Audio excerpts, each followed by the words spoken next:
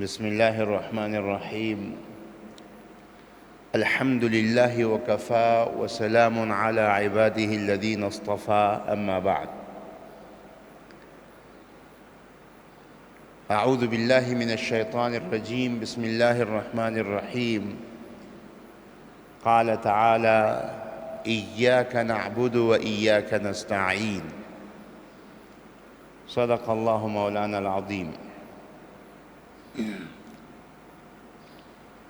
میں نے کل آپ حضرات کے سامنے یہ بات عرض کی تھی کہ ہمارے دین کے 5 حصے ہیں۔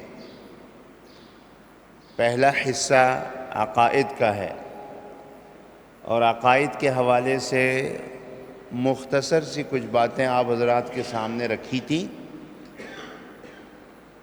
اور یہ اچھی طرح یاد رکھیں کہ جب تک عقیدہ درست نہ ہو تو اس کے اوپر بننے والی جتنی عبادتیں، کی جانے والی جتنی عبادتیں ہیں وہ درست نہیں ہوں گی۔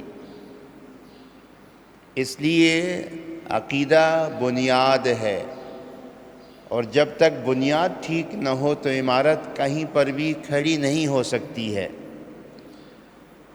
تاریخ کی کتابوں میں یہ بات آئی ہے کہ ابو جہل نے تقریباً کوئی 50 حج کیے، لیکن اس کا عقیدہ درست نہیں تھا، تو ان سے یہ کیے جانے والے حج قبول نہیں ہوئے۔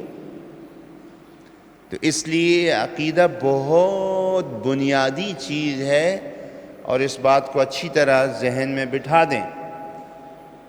تو ان 5 حصوں میں سے دوسرا حصہ جس کے بارے میں آج ہم بات کریں گے وہ ہے عبادات۔ عبادتن کی جمع ہے، اور عبادت کا کیا معنی ہے؟ مختلف معانی اس کے لکھے ہیں۔ تقریباً اگر آپ کھوج لگا کر اس کو سمجھنے کی کوشش کریں گے تو آخر میں ایک ہی مفہوم نکلتا ہے کہ انتہائی عاجزی، خاکساری اور تواضع کے ساتھ کسی چیز کو ادا کرنا، یہ کہتے ہیں عبادت، اسے کہتے ہیں عبادت۔ عاجزی اور انکساری کے آخری درجے کو عبادت کہا جاتا ہے۔ اس لیے عربی میں کہا جاتا ہے طریق معبد، ایسا راستہ جس کو لوگ اپنے پاؤں کی نیچے رونتے ہیں، یا بعیر معبد، ایسا اونٹ جس کو لوگ اچھی طرح استعمال کرتے ہیں اور اس سے خدمت لیتے ہیں، لیکن وہ کسی طرح بھی سرکشی نہیں کرتا، وہ آپ کے لیے فرمانبردار، تابعدار اور مطیع ہے۔ ایسے مطیع اور فرمانبردار اونٹ کو بھی بعیر معبد کہا جاتا ہے۔ یہاں 2 مفہوم عبادت کا ذکر کیا گیا ہے اصطلاحی طور پر۔ ایک شیخ الاسلام علامہ ابن تیمیہ رحمۃ اللہ علیہ کا قول ہے کہ العبادت اسم جامع لکل ما يحبه اللہ ويرضاه من الافعال والاقوال الظاہرة والباطنہ۔ ظاہری اور باطنی اقوال اور افعال، قول اور فعل، جسے اللہ پسند کرے اور اللہ کی محبت اس میں شامل ہو تو عبادت اسی کا نام ہے۔ اسم جامع لکل ما يحبه اللہ ويرضاه من الافعال والاقوال الباطنہ والظاہرہ، اس کو کہتے ہیں عبادت۔ یہ عبادت کی اصطلاحی تعریف یا شرعی مفہوم ہے کہ ہر وہ عمل جو اللہ کی رضا کے لیے، اللہ کی محبت کے لیے، چاہے وہ ظاہری طور پر ہو چاہے باطنی طور پر۔ باطنی طور پر معنی یہ ہے کہ آپ ایک عمل انجام دے رہے ہیں اور اس کے اندر اخلاص شامل ہے، یہ باطنی عمل ہے، اخلاص ظاہری عمل نہیں ہے، تو اسے کہتے ہیں عبادت۔ تقی الدین السبکی رحمۃ اللہ علیہ نے دوسرا مفہوم بیان کیا ہے، وہ بھی اسی مفہوم کو ادا کر رہا ہے۔ اقصى غایت غایت التذلل اقصى غایت الخشوع والخضوع، عاجزی اور انکساری کی آخری حد تک پہنچ کر جس چیز کو آپ انجام دیں وہ عبادت کہلاتا ہے۔ تو اس لیے عبادت کا جو مفہوم ہے وہ صرف بارگاہ الہی میں ماتھا رکھنا نہیں ہے، سجدہ کرنا نہیں ہے، بلکہ پورے کا پورا دین و عبادت پر مشتمل ہے، اور اس کا مفہوم اتنا عام اور وسیع ہے کہ ہر وہ عمل جو اللہ کی رضا کے لیے کیا جائے، لیکن کچھ شرط کے ساتھ۔ شرط یہ ہے کہ وہ شریعت کی حدود کے اندر ہو تو وہ عبادت ہے۔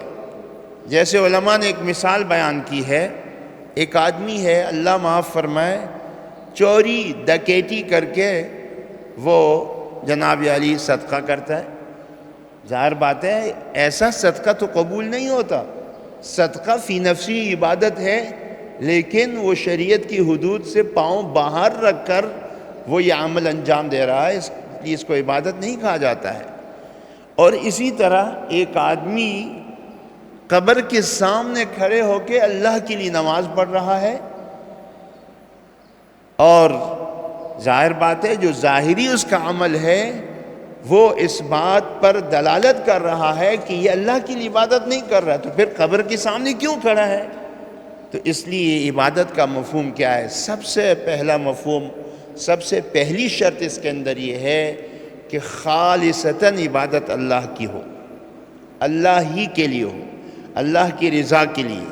اور سورہ فاتحہ جو قرآن کریم کی سب سے پہلی سورت ہے اور جسے ہم ہر نماز میں پڑھتے ہیں، اس کے اندر بھی یہی کہا گیا ہے ایاک نعبد، خاص تیری ہی عبادت کرتے ہیں اور تجھ ہی سے مدد مانگتے ہیں۔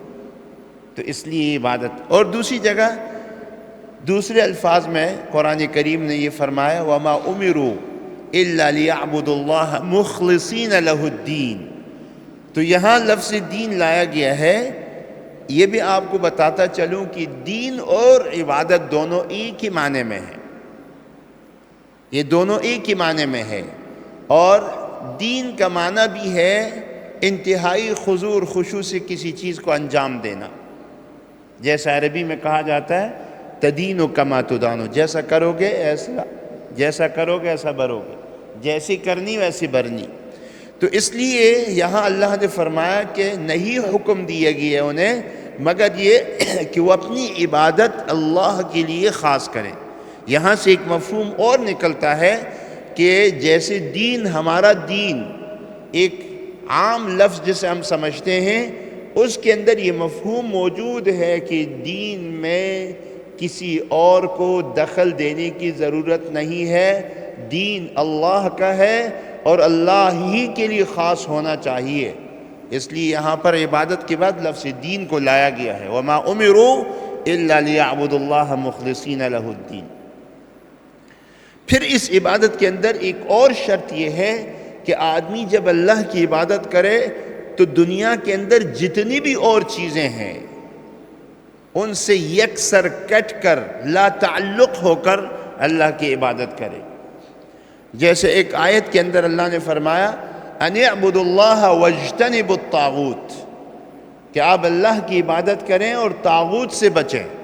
امام مالک رحمۃ اللہ علیہ کے قول کے مطابق طاغوت کسے کہا جاتا ہے؟ کل ما عبد من دون اللہ، ہر وہ چیز جو اللہ کے علاوہ اس کی عبادت کی جائے اس کو طاغوت کہا جاتا ہے۔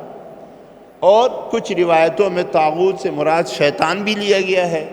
تو لہٰذا جب آپ عبادت کریں گے تو اس عبادت کے اندر کسی طرح کبھی کوئی ایسا شائبہ نہ ہو شیطان کی عبادت کا یا کسی بندے کی عبادت کا یا کسی بھی چیز کا کوئی شائبہ نہ ہو۔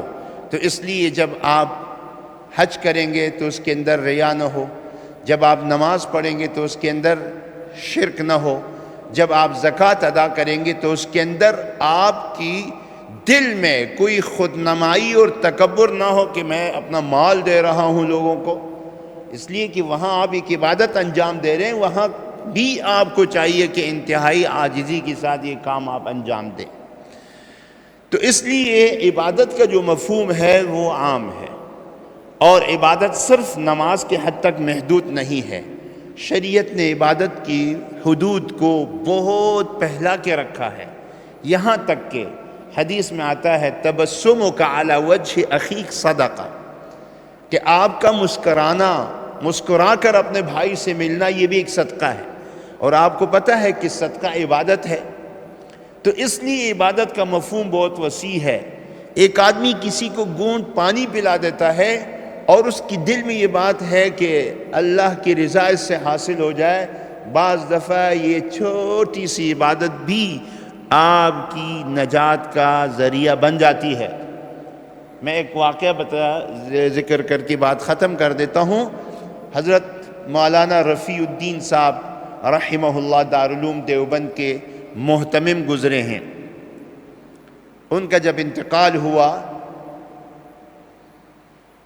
تو اللہ نے انہیں جنت بھیج دیا، تو خواب میں کسی کے آئے تو اس نے پوچھا کہ حضرت اللہ نے آپ کے ساتھ کیا معاملہ فرمایا؟ تو انہوں نے کہا اللہ نے مجھے معاف کر دیا، سبب کیا بنا؟ تو انہوں نے کہا کہ ایک جگہ میری دعوت تھی اور دعوت والوں نے کھچڑی بنائی تھی اور اس کے اندر نمک کی مقدار زیادہ ڈال دی تھی۔ ظاہر بات ہے جب نمک کی مقدار زیادہ ہو تو انسان بلڈ پریشر کا شکار ہو جاتا ہے، بعض دفعہ اس پریشر کی وجہ سے ہو سکتے ہیں نسیں پھٹ جائے، آدمی مر جائے، لیکن انہوں نے کہا ہے کہ میں نے اللہ کی رضا کے لیے یہ کھانا کھایا اور گھر والوں کے سامنے اس کا اظہار نہیں کیا، اور وہ نتیجہ سبب بنا اس بات کا کہ اللہ میری مغفرت فرمائے۔ تو اس لیے اللہ کی رحمت وہ بہانہ تلاش کرتی ہے، قیمت تلاش نہیں کرتی۔ رحمت حق بہانہ میں جویت، اللہ کی رحمت بہانہ تلاش کرتی ہے، قیمت تلاش نہیں کرتی۔ تو اس لیے یعنی ایک چھوٹا سا عمل بھی انسان کی نجات کا ذریعہ بن جاتا ہے۔ تو لہٰذا عبادت یا عبادات ہماری شریعت، ہماری دین کا ایک بہت بڑا حصہ ہے، لیکن ان عبادتوں کی بنیاد وہ عقیدے کی صحت اور درستگی پر ہے۔ اگر عقیدہ صحیح اور سالم ہے تو ایسی صورت میں یہ عبادت مقبول ہے، اور اگر عقیدہ صحیح اور سالم نہیں ہے تو پھر ایسی صورت میں یہ عبادت درست نہیں ہے۔ تو لہٰذا ہمارے دین کی جو 5 حصے ہیں، جن میں پہلے عقائد، پھر عبادات، پھر اس کے بعد معاملات، پھر معاشرت اور پھر اخلاقیات، انشاءاللہ العزیز باقی باتیں بھی آپ حضرات کے سامنے لے آئیں گے۔ اللہ تبارک و تعالی ہمیں صحیح معنی میں عبادت کرنے کی توفیق عطا فرمائے۔ وآخر دعوانا ان الحمد للہ رب العالمین۔